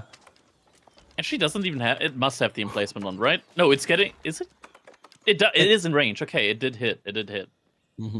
But now the dock has been denied and Beasty is fully off of water. We can see that the eco differential's up to 10, but now this allows LucifroN to actually invest in the water on the western pond. So check back a couple minutes from now. We're going to be up at like a probably 20 eco differential here, if not more. Yeah. And now what is LucifroN going to plan on doing with that eco lead? It seems like he's investing into horsemen for the time being. I mean, there are archers from BC that you do want to take down, but the Kashyyyks are going to prove to be quite the formidable meat shield there. I like the textiles now we get a ram play. as well. I like the textiles play. So Beasty is wanting to do some damage here with the ram, is wanting to focus in on this timing. It looks like some Yumi archers and a horseman is what LucifroN is starting to make. He's going to have a ton of food coming in. It looks like he's posturing towards Castle Age, actually, with his resources that he has. It's going to be hard to pull off, though. Especially with that ram now coming in, at least sees those... that Kashyyyk every now and then when he tries to run past the wood line. I'm wondering if LucifroN can see the ram yet. If not, now he can here with the outpost. So it's circling back around. LucifroN has to respect his play. He's starting to make his own spears now. So he's on that 1-1-1, and he has a ton of eco to do so. So forget about the castle play. It is 100%. He's got to respect this feudal play and just use the extra food he has in feudal now. Outpost doing a good amount of damage there to the Kashyyyk, taking one down. Yeah, he has the extra steeled arrow in already, so outpost there is going to do a little bit extra more since BC doesn't have ranged armor. And fortification coming in on that outpost, now going to be even harder to take that down, but not impossible. Kashyyyk falls again too. Very, very important to have those Keshyyks die early. LucifroN pulling vills. He knows right now securing this gold is super key. That's so many villagers pulled. They can jump inside the other outpost, though. They can do some healing on the outpost. Instead, though, some villagers are falling, using them just as a frontline meat shield, hoping to take better trades. He knows that he has more economy. Rams still falling, more horsemen coming into play, and LucifroN is just taking this. He doesn't care about the villagers. Yeah, I mean, Beasty has to focus the horsemen, right? Like, it's too many, but now losing his army and LucifroN still very far ahead economically. 6 villagers do go down. But still an 11 eco lead at the end of the day. Yeah, LucifroN absolutely fine with the end of that play. He's good with it. He's stabilized. Now he has the military lead. Beasty was the one dropped down to 9 archers, and that's all. And LucifroN can really start to be aggressive now, can start circling around, taking map control, or going back towards that Castle Age play like he was wanting and planning on. Yeah, I think now is probably the best time to go for that Castle Age play. The walls. Oh, it's that villager, really? The one from earlier? You just see him there for a split second. And he's never seen again. well, where he's planning on building the outpost is not going to be a great spot. Beasty's doubling down on the ram play. But now LucifroN's stabilized. He's good. He's chilling. That was like the minute timing that I was really worried. And LucifroN held it fine, didn't take too much of a deficit now, and he's gonna go do the thing you do against English, or I always say English because that's when you first talked about it a ton. But just start canceling out reinforcing units, start making it hard for BC to keep his army as one and actually group together. Ram's starting to take down the dog from LucifroN here. It's only a single dog, and I mean, BC has the outpost there next to the wood line for LucifroN, so he can tell if LucifroN sends a villager that way around. Yeah, this is going to be a lot of food idled out from LucifroN. I think there was like 7 or so fishing boats over on that side. He wants to try to circle with his horsemen to get that way, but I don't think he can get there before the dock gets taken down. Force drop off before dock falls. Yep. Get the food in, and now LucifroN has enough. Floating gate is coming in. I mean, timing's there. He's still good. He's happy with this play. Now all he needs is the upgrades. And to be fair, he can still have those fishing ships gather right now. If he does manage to get the dock up again in Castle Age, he'll immediately get like 200 food out of those fishing ships. Yep. Oh my gosh. No way. Such a ballsy outpost, and just outside the line of sight there. I mean, the amount of horsemen LucifroN has, though, he could circle and just burn it down quite easy, but Beasty's ready to push up for another play. Floating gate pretty close to finishing. This timing is about to be there, and oh my, the outpost, it's so annoying. There we go, Rams coming in. Yoshiro Relic has been garrisoned inside the barracks. Samurai is going to be the game plan here now from LucifroN. Just let those villagers do some clown card in the outpost here. Wait as long as you possibly can. Delay. The first samurai is out. Second samurai is out. You need a few more than this probably, especially with some Keshiks. Villagers pulled on that backside outpost, so is starting to get some damage in. The samurai against the Keshiks don't quite feel too confident there. Spearmen are taking down the outpost from Beasty in the back. LucifroN's just trying to wait for as long as possible. Put his Deerstone forward now as well, so all of his units do have a movement speed advantage. But now it's just that one ram, and the horseman gonna dive on top of it. This is still gold denial. 900 win the bank. LucifroN doesn't have the resources to do a lot of things with that wood now, but the spears, they're on top of the Keshiks, and it's just going to be the archers left to deal with a lot of samurai. A lot of samurai indeed. +2 pierce armor, not quite in yet, but you don't really need it. The samurai with 4 armor +1 from the blacksmith, they only take a single point of damage here from the archers with every attack, but the movement speed does mean that Beasty is going to be able to do a lot of kiting. Yeah, but you can just see how little damage they're actually taking. As long as they can kind of hit some swings, have some damage. Keshiks are falling fast, and they are getting tickled. They're laughing at the damage that these archers are doing. It's like shooting toothpicks at them. Oh my God. My villagers! No! What? Oh what were they doing there? What were they doing there? No way. I don't know what that was for, but they are all dead, and they will not be coming back. Beasty is down 21 eco units now with that villager loss and with the obvious fishing boat deficit. Samurai, though, slowly but surely, they are getting cleaned up at the front line, but the second army is already ready. There are still 14, 15 samurai out on the field at this point in time. And look at the couple that are still there. They're still doing a great job. I thought they were going to be cleared up at this point, and they're still getting 4 or 5 more swings probably. God. And here Next they go. set of samurai are on the way. So LucifroN, this is another game. He's ahead early. This is another game. It's looking really good for him. Will he be able to close the gap on this one? It's looking a little bit different. He's now starting to do getting some raiding units out, starting to actually press forward instead of being that defensive player. Mounted Samurai now coming in as well, though, and suddenly Beasty can't kite anymore. GG gets called, and LucifroN at match point for Beasty gets his own point on the board. Yeah. People thought that we were going to be caster cursing, but no, LucifroN was able to close that one, learn from his mistakes in the previous games, not going to let Beasty back into that one. And with both pawns secured on Kawasan, it definitely feels good for yourself as in the course of that early middle game tempo. Ah, man, and that in a matchup which typically feels like it is somewhat Mongols favored with the Japanese here up against the Mongols, but that is usually the story on land maps. On the hybrid map, LucifroN able to win this one. I'm interested in why Beasty didn't just go straight for the dock from LucifroN. Like, if he just went straight for it instead of going for that weird outpost rush on the gold, he could have easily denied that dock. Yeah, it would have made sense if he like outposted the other gold too and actually got gold denial. But right when you outposted that, you were like, this doesn't really matter. There's another gold one right in between his dock. And sure enough, LucifroN just walked over that way, dropped double outpost and said, great, I got my gold secured. And that made the middle game much easier for himself.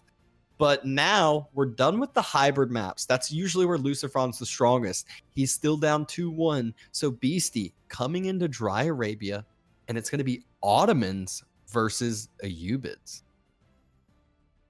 Interesting matchup. Not one that we see too often, but the Ayubids for LucifroN. One of his strongest civilizations, I want to say, Beasty with the Ottomans. Beasty on the Ottomans, I want to say he had a rough start with them when the Ottomans came out. Beasty and the Ottomans, I want to say it was like one of his weakest civilizations, but he's sharpened that dull blade into something like a really, really good claymore that you can really use now. Like Ottomans with Beasty now feel really, really solid. He started like really embracing the timings of the Ottomans, and now he's gotten really, really good with them. I'm interested to see how he's going to play them up against LucifroN's Ayubids, though. Because we're for sure going to see a fast castle camel lancers into archers. Oh yeah, exactly. And I laugh at you explaining that about BC's Ottomans. I feel like that they're that civ that everyone's like, Ottoman's not good. Ottoman's not good. But in certain people's hands, you ban Ottomans. You don't let them on it. I know BC's one of those that like you said has gotten super strong with it. Anatan's another player that people are like, yeah, for some reason Anatan just knows how to play the Ottomans. It kind of suits his play style. Very aggressive tempo play style in some sense, but also can get to that late game siege boom. But enough of that one. Let's get into this game number 4. Will LucifroN be able to tie the series, or will Beasty be moving along to the redemption finals? Let's see now. It's going to be an interesting one. House of Wisdom coming in for LucifroN with the Ayubids. Still going to be a little bit until we see exactly which wing he is going to choose here. But, I mean, to be fair, I think he's a pretty readable player when it comes to how he plays Ayubids. So most likely it is going to be that reinforcement wing into either, I want to say, like the advancement wing or the economic wing growth. Yeah, I feel like that's always one of those choices that it's dependent on how that early feudal age is going. Sometimes you get pressured and you feel the need to click up early with the advancement wing. And sometimes you're like, oh, I can breathe a little bit. You know, the first push is coming a little bit later. I'm going to take advantage of the growth wing and really give yourself that extra eco bonus, like right when you're aging on up. You always want to be able to hit growth if possible. Yeah. Early military school is dropped, though. I've seen some players opting against this, saying that it's, you know, it's slowing down the tempo too much now, and they'll still drop them in kind of the middle to later at times, but sometimes the earlier ones don't feel as good as they once did. Yeah, I'm wondering right now, like BC, he opened up with the early military school. Desert Raiders, they're not quite like Camel Archers, as in they don't do any bonus damage to Spearmen. They still are quite nice when it comes to raiding, when it comes to being able to just kill a couple of villagers here and there, kiting back and forward. Even against Spearmen, they do have a ranged attack, and they're able to just run back, kite back and forth, and do a lot of damage to them.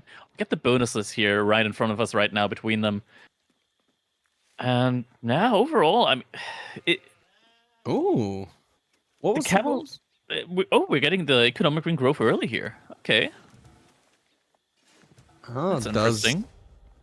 No, Wait, it's the what? economic wing industry. What? That's what I was about to say. I thought I saw industry. I've not seen that. I've not seen that in a pro game yet. Like in a tournament game, I haven't seen that in a tournament game yet.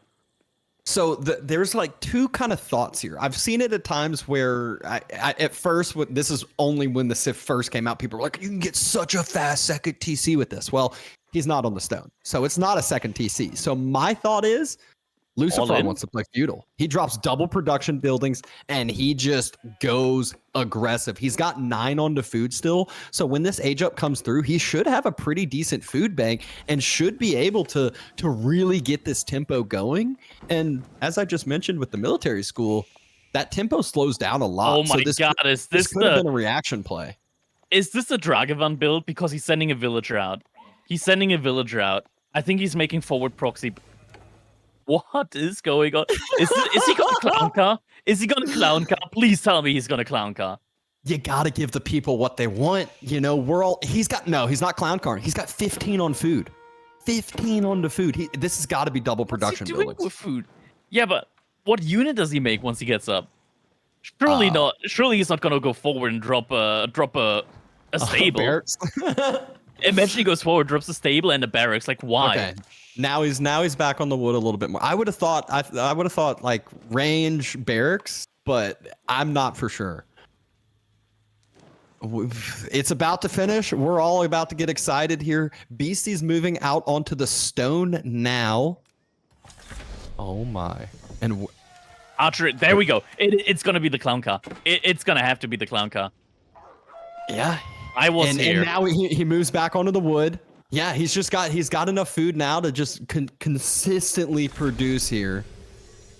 Oh my Now, gosh. Puppy Paw said that this isn't gonna work because Beastie had 13 sheep. You say that until the clown car is parked right next to your TC.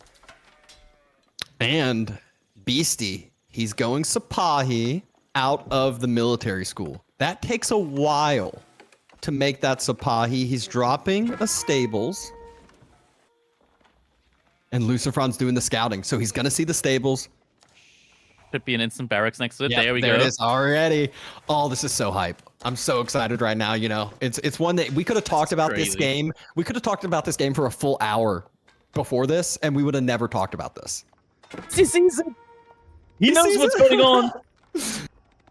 He sees it now, but what's his reaction? He's like, oh God. Okay. This is a historic day. I just want to say this. This is a historic day. For the first time ever, you're going to see the industry ring being played, not just in a pro tournament game, but in the loser bracket finals, in one of the final matches. Oh my of the gosh, bracket. Beastie just got exactly enough for the next military school. That's kind of funny. I don't think he can drop it. I think he has to react with actual production at this point. Military schools are too slow. Yeah, 150 wood for that, when a production building is just 100 wood. A Beastie can be greedy, so I think he might greed. I think he might greed it out. All right, so the gold's denied, the stone's denied. Oh, it said He's it's trying gonna to be drop a even greedier. blacksmith? It said it's Even gonna be even greedier. So look at he's pulling the pills. Huh? He wants the blacksmith up quickly? And LucifroN just has to focus on the military. I get it. Oh, the scout's so low, but able to stay alive. Next set of spears are on the way. Horsemen on the We're way, and getting the it. first ram is on the way. We are here for this game deciding match. LucifroN down 1-2, and he is going clown car proxy base. Clown car proxy base. I was here, man. I'm all here for it. BC just now getting his own range in play. There's already horsemen out. There's already spears out. There's already archers out. He's down in the numbers, and the ram immediately gets to start hitting the blacksmith, gets to start hitting the production if he desires, whatever his choice may be.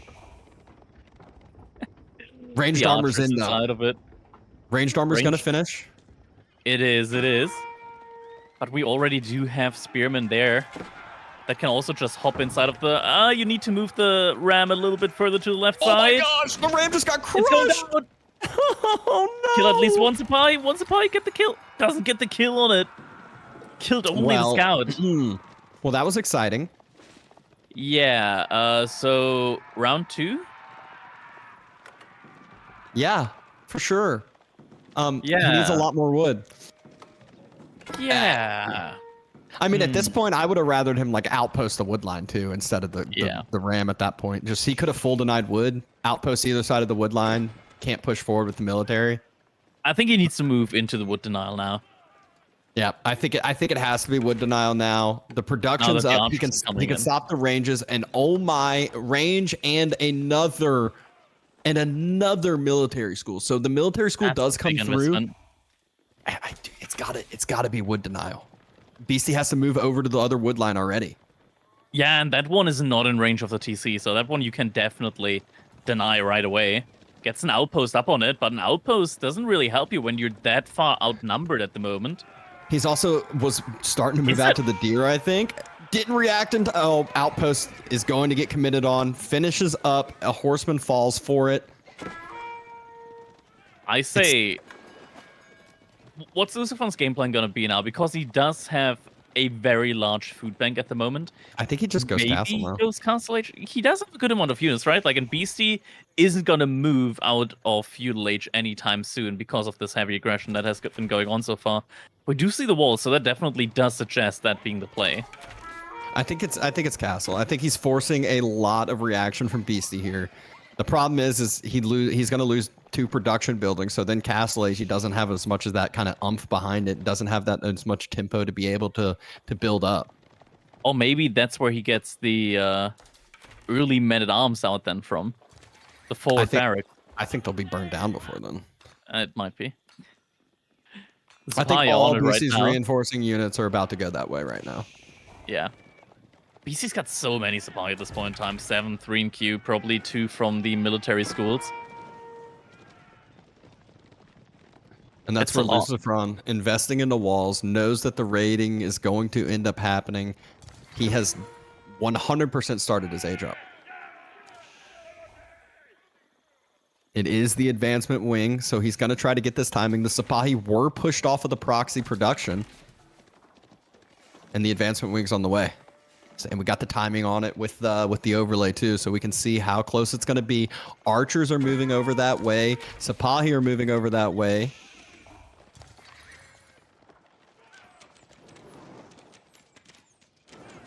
And now the walls from LucifroN, we're getting close to finishing, but I think Beasty is arriving right before they finish with his Sipahi mass.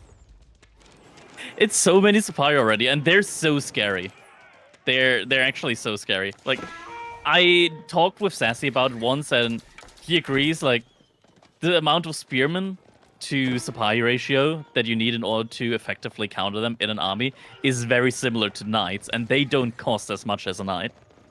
Oh no, not nearly as much, and BC's been getting a lot of these for free. The proxy production, like we said, is getting taken down. I think the barracks will probably have a few more seconds just because the majority are archers here, so we could maybe queue up 1 minute arms, if that matters. The walls have been secured from LucifroN. Military schools are up, though. And that's where I feel like BC's just been getting a lot of payoff from those military schools. 2 military schools have been pumping for a while now. Yeah. And right now, LucifroN about to hit Castle Age is going to immediately queue a couple of golems and a couple of these camel riders, camel lancers. And the camel lancers, they're honestly right now in this situation, they look kind of good. As in that they're going to be able to at least debuff the Sipahi, which is notable because Sipahi, they do have a lot more base damage than just normal horsemen. So getting 20% away from that does mean quite a bit as the game, as these fights kind of like do go on. Yep. Beasty, he's getting towards Castle Age as well though. Like Beasty is really good when it comes to just catching up in Castle Age. Already has the gold for it pretty much. Yeah, he's definitely posturing that way, still getting the free units from the military schools. That's always the nice part about the Ottomans is when you stop your production, you're still producing a little bit. The mass is starting to move across, though, and there's the Camel Lancer arriving. Sipahi did not have the rest of the mass with them, so the spears able to close the gap before getting sniped down a little bit. That one Camel Lancer is not going to be enough for this fight, I feel like. Archers having to fall back. Sipahi just chased right back by, but another Camel Lancer in reinforcements. Gets his charge on in, and that first Camel Lancer is still alive, tanking up those archers. This is actually really good. That was actually a really good trade by LucifroN. Could have been way worse, but losing all of the archers here, I wish he just canceled the archer upgrade right now. He still has it in queue. Just get rid of it. You only have 3 archers remaining. And BC's going up now behind this, and BC still has the mass remaining, right? So I actually don't think that this was as good of a trade for LucifroN. It's going to look real dire now once BC is able to go up, and LucifroN doesn't have an army out on the field, but BC does. Yeah, his army that he has out are the Camel Lancers, but some of those are trying to still deal with that Sipahi mass that we know Beasty. He's just going to continue to run on by, going to continue to hit different eco units, hit different spots, cause more idle time, and there we go. We already see it right then and there. Yeah, this is really difficult, and once we get to the age up as well, like Camel Lancers and golems, once the archers get upgraded to veterancy and the +2, they're able to do a lot of damage even to those units as well. They go up to 9 damage then in Castle Age. Maximum you're gonna have is 6 armor, so 3 damage is gonna go through with every single attack. Beasty is starting to run lower on those Sipahi numbers. A few more reinforcing units coming forward, but now is the point where I think Archer upgrade should be clicked up and coming through here in just a little bit for Beasty. It's GG. The age up has come through, and LucifroN doesn't feel like he can win it anymore. The military numbers are still there for Beasty. LucifroN wasn't able to put a dent in them, missed his timing, and GG gets called. It was an interesting play with the industry wing. The clown card didn't quite work this game, but I gotta say, it could work. It can work. We've seen it work. Just not in this game. Personally, I think hindsight is instead of the clown carring, he should have just played wood denial and just said, you're never getting military buildings and production on the wood line. Well, that works too, but either way, it was one that it was super interesting. It looked dire for Beasty for a second, and then all of a sudden, he's able to hold, he's able to return the favor, able to get all of the production up, and took some good trades, and as good as over from there. Do I need to be that pessimistic guy that points out just because you can do something doesn't mean you should? Like you can. Oh, you definitely should. Like you can eat dung, right? But like, have you ever played Portal 2? Is that where we're going with this? It's like, you can become an English main. Actually, that's a bad example. You probably wouldn't get. You could become an Ottoman main. You probably wouldn't get very far with it though, unless your name is Beasty and you just do exactly what you done there. Crazy set and big commiserations for Lucy, because that means there will be no Spanish homeboy to represent at Red Bull Wololo. Beasty keeps the dream alive and is the last European standing here. And we got to talk a little bit about this because Dabston, I don't think it's any secret. LucifroN, this is probably his last tournament, right? Like Vortex has already said as much. LucifroN seems to be in a similar kind of pen there. I think we need to kind of lean in on that a little bit because in some ways it's beautiful. We've got all these upcoming players to kind of replace, never truly replace. But, the fact he even tried that in a match point game, god damn, I'm going to miss him. I mean, it was right into his play style too. You got to go out with a bang. People are not going to forget that one if it is his last game. I know they kind of said, "Hey, we might play some tournaments here and there if it makes sense, if the prize pool's good enough." But this is the last one where it kind of feels like they've been practicing, they're in better form, and this is their main game rather than it being kind of more of a side thought. But definitely a historic finish and one for the books. Yeah, and like so many proud accomplishments under his belt, I want to say already, Crackety, over the years. Like LucifroN, him and Vortex, it looked like we're seeing a huge resurgence at the end of 2023. Some good performances in 2024. Plenty to leave behind, to be proud of here. What is your biggest miss here? What are you going to miss from the Spanish bros? I feel like, for some people, it'll be Vortex's absurd all-inness. Some people will be the insanity of the way they do water. Some people it'll be their 5-minute series. Is there someone in particular that you think is going to be hollow in the scene now? I think probably most hollow is the insane amount of gatekeeping that LucifroN and Vortex have been doing on the ladder so far. That's true. That is true. Any aspiring 1200 elo person keeps running into these 2100 elo Spaniards every time. Oh, even if you're like 1600, 1700, 1800 rating, you go up against them, and against like a 2200 rated player, Vortex, when he does the all-in, they have a chance. But I go up against Vortex, and I'm like, I'm dead. I'm just dead. I know that I don't have what it takes in order to defend these crazy all-ins that come from him. And I think the same goes for many players. Whenever I see like the streams from Vortex, whenever I see the streams from Lash, they're having great success on ladder, and it's honestly they've been there, and their games are quick, right? So unlike, for example, I'm just gonna throw in like a more boomer-ish kind of playstyle. Like let's take a Demu, let's take a Beasty potentially, where sure they play up against a 1600 rated player. The game goes for like 50 minutes, Vortex LucifroN, their games last like 10 minutes, 12 minutes or so. They just keep going, they keep going. An insane amount of gatekeeping on ladder that they've been doing. And honestly, I was always there for it. They've put out incredibly entertaining games, and the games that you see being played against Vortex are probably some of the most insane, like high-octane games that you can ever see. I think that's the big thing for me, right? I think those two really set a pace within Age of Empires 4. One that a lot of other people would have been happy to avoid, right? Like, you know how this game began. It was fast castle builds, always rush relics, build 3 TCs, and let's talk in 40 minutes. LucifroN and Vortex from a very early point didn't want any of that. Yeah, and there have been a lot of different metas. There's been a lot of different transitions in the metas, but they have still stuck to their guns. They've stuck to their strengths, which, like you said, there were the hybrid maps, which was always their strength, but also the all-inning and the timing. And I think that's what I'm gonna miss the most. I think is when I'm casting, a macro game, it's nice. You're chilling back. You're seeing, how efficiently they're moving their villagers and stuff. But when you're seeing these timing pushes, and all of a sudden it is just 30, 40 units at someone's base, they're all in the TC. That's where the hype is at the peak, I would say. It's an art, definitely one that we're gonna miss from their side. But commiserations once again to LucifroN. Farewell to him and Vortex, and best of luck with Stormgate. But what I'll let you two do now is quickly eat some pizza or whatever you got to do in the background, because we've still got one more set to go. We've got Beasty versus Puppy Paw in just a few minutes.